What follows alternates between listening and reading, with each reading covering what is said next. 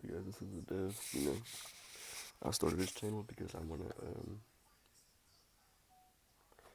just like my journey on becoming who I want to be in the future. I'm just trying to vlog my journey throughout the week. And today we're reading this book called "Don't Believe Everything You Think" for I don't know how long, probably like 15, 20 minutes. I probably set a timer for like 15 minutes right now.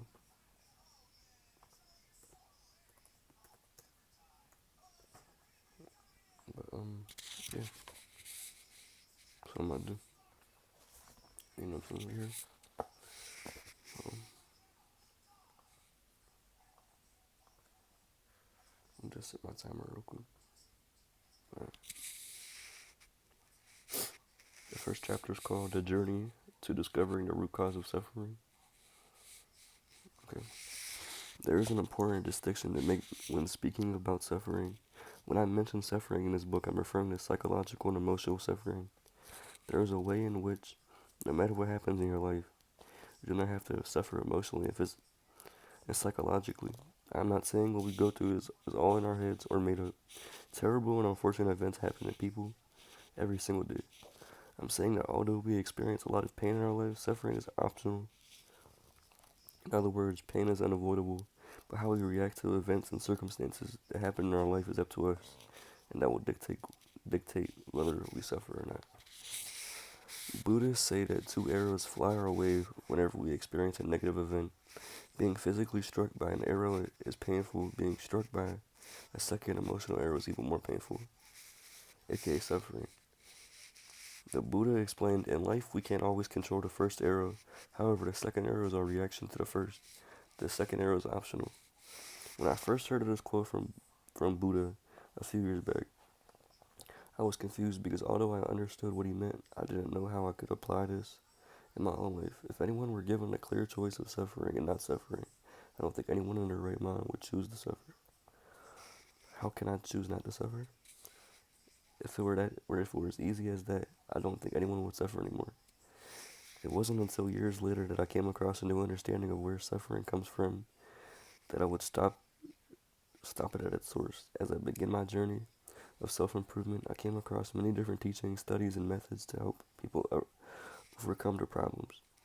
I read dozens, if not hundreds, of books, studied psychologically with therapists, listened to many different thought leaders, tried changing my habits, waking up at 4 a.m., changing my diet, becoming more structured and disciplined, shadow work, studying personality types, meditating daily, going on spiritual retreats, following spiritual masters, or researching different ancient religions.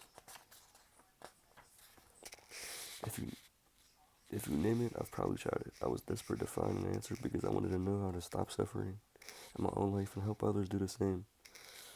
Although some of these things did not help me improve permanently, it didn't stop my suffering. I still always felt highly anxious, fearful, unfulfilled, irritated, angry, and frustrated every day.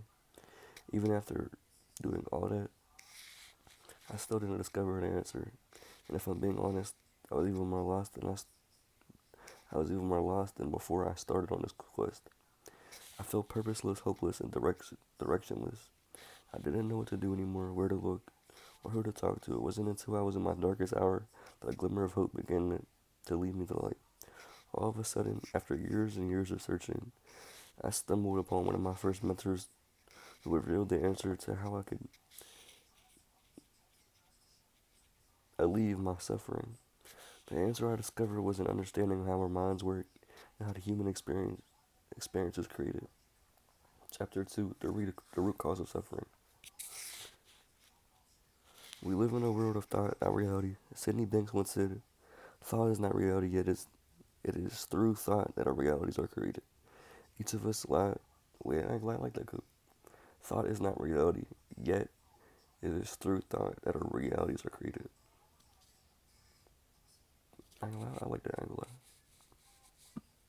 Each of us lives through our own perceptions of the world, which are vastly different from the person right next to us.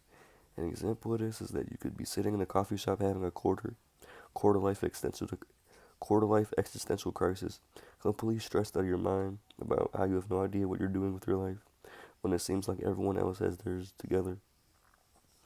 While the person next to you is happily enjoying their freshly brewed drink while peacefully people watching. You are both in the same coffee shop smelling the same aroma, surrounded by the same strangers. But how the world looks to both of you couldn't be more different. Many of us go to the same events or are in the exact location at the same time, yet are having completely different experiences of the world. Here's another example of how we live in a world of thought and not reality. If you walk up to 100 different people and ask them what money means to them, how many different answers do you think you'll get? Close to 100 different answers.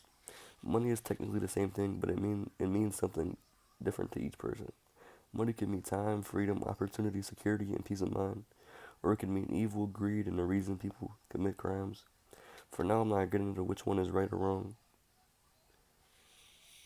Another illustration of this concept is as follows: if you survey 100 different people and ask them what they think of our current president, how many different answers do you think you'll get?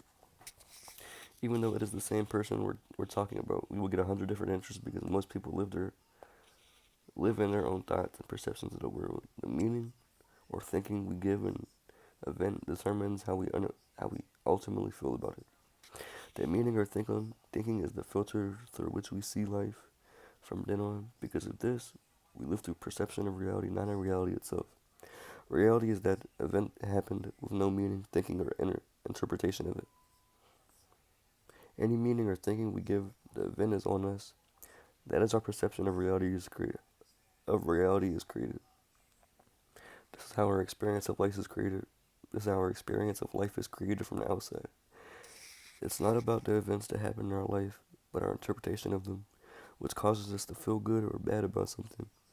This is how people in the third world countries can be happier than people in the first world countries, and people in first world countries can be more miserable than people in third world countries. Our feelings do not come from external events, but from our own thinking and event about that. Our feelings do not come from external events, but from our own thinking about the events. Therefore, we can. Eh, sorry. Therefore, we can only ever feel what we are thinking. Let's hypothetically say that you really hate your job and it causes you an enormous amount of stress, anxiety, and frustration. It pains you even to set foot in the building where you work, and just thinking about your job makes you furious. When you're thinking about your job, you're sitting on a sofa with your family watching a TV show together, but you are fuming at the thought of your job. Everyone else is having a good time except you. At this moment, everyone else in your family is having a different experience of life than you. Even though the same event is happening, just the thought of work created a whole different perception of reality. Even though you're not physically at work, if it were true that external events cause us to feel the way we feel inside, then you should be a happy camper in your living room watching a funny TV show with your family every single time you do this activity. But that's not always the case. Now you may be saying that you're only feeling that way because an external event, your job, is causing you to feel stressed and anxious today. I'll ask the question, is it absolutely true that every single person feels the exact same way about their job they're working in? Two different people can be doing the same job but will have completely different experiences. It can be the most amazing experience in a dream job for one person, but be another person's worst nightmare, a living hell. The only difference between one person and another is how they think about their job, which determines how they ultimately feel about it. Let's return. Did I pause the timer? I think I did. It's okay.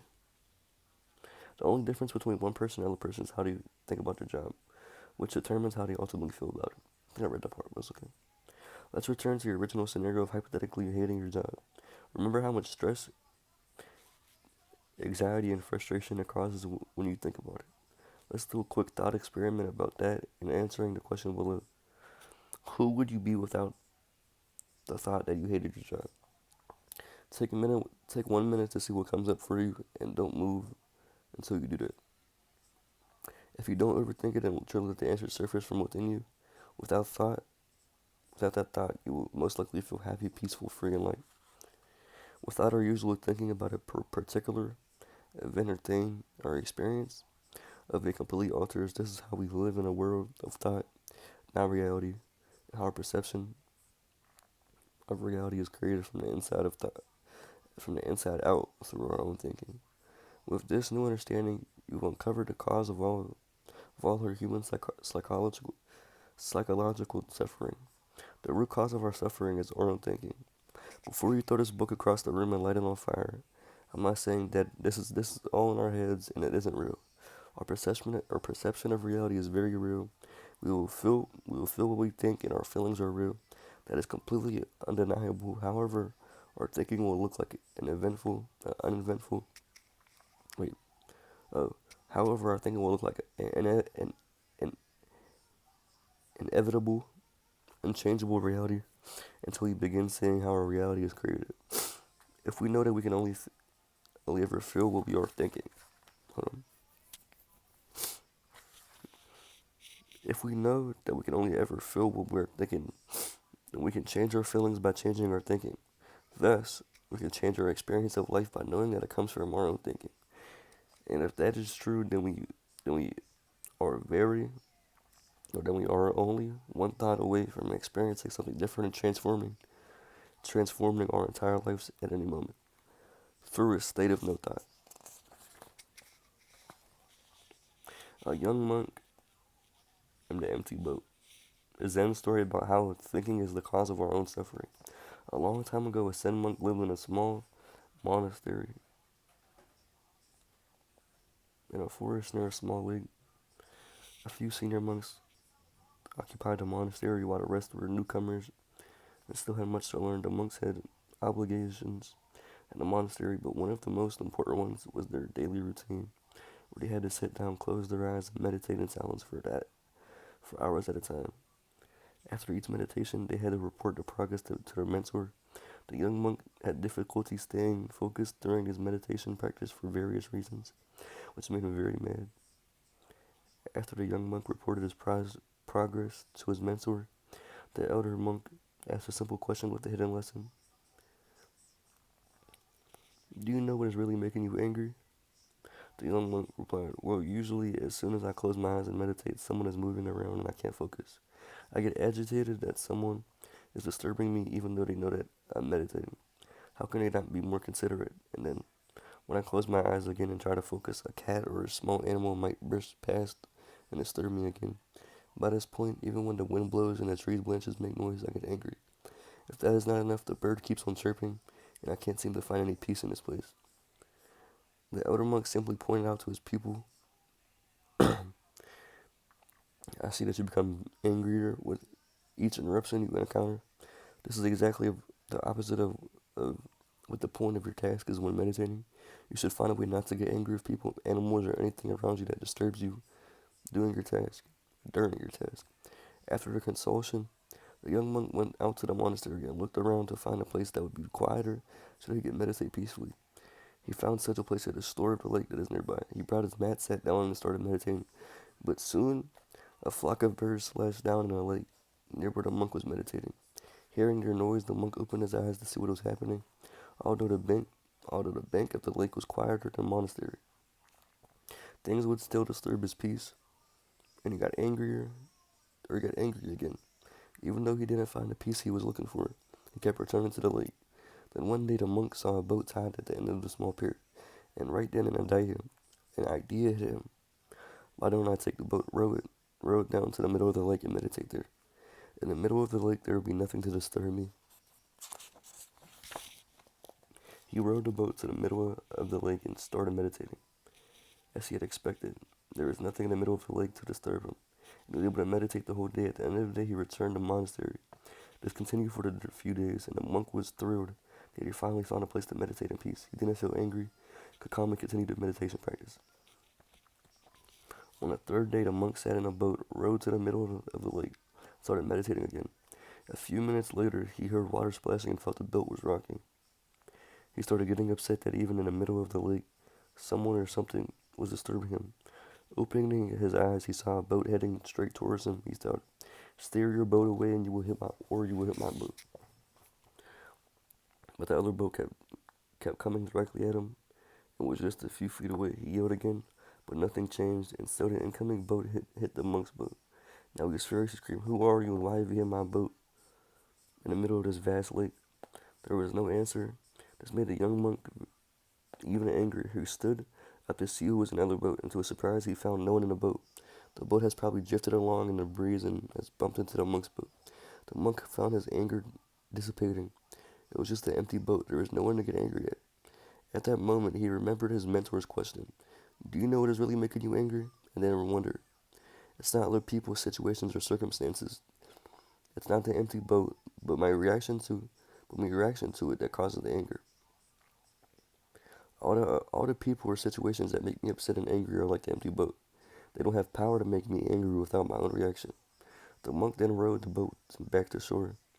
He, re- he returned to the monastery and started meditating along with the other monks. There were still noises and disturbances, but the monk treated them as the empty boat, and continued meditating peacefully.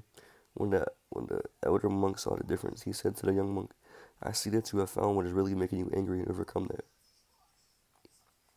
Okay. Um, well done. Um, that's perfect. I'm not gonna lie, because we just got off the. We're just on chapter 3 now. Um, yeah, that was it for today. Well, if you're watching this, thank you.